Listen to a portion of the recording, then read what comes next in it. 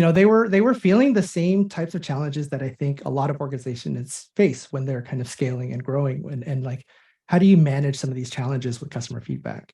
And so specifically, I think there were kind of like four key themes that they were experiencing. The first one is just like, I don't know where to find things, right? So salespeople don't know which channel to like log feedback, what's tool to put it in.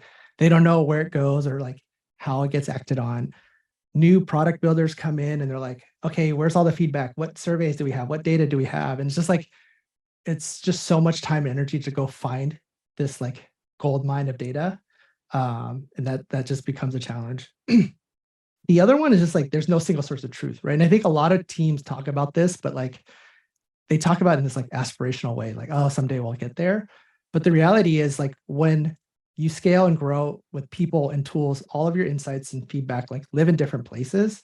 And so it becomes really hard to mobilize on any of it, right? It's like you get these little snippets here and there, and you kind of lose context, which is kind of the next theme, which is like, context is super important when it comes to customer feedback, because like not every piece of feedback is the same, not every customer is the same, and understanding where that feedback comes from, deals, like where they are in the deal cycle, what size of customer, what tier they're on, what's their persona, like all of those things are really important parts of really good feedback.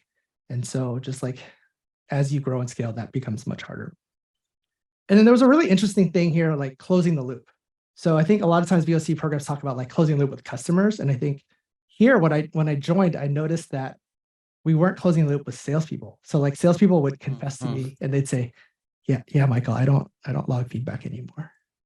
I'm like, what do you mean? They're like, well, I don't know where it goes. I just stopped doing it. Yeah. And then I would ask them like, well, do you think the product team is focused on the right stuff? And they're like, 100%.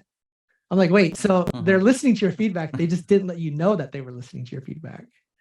So it's this really like interesting thing there.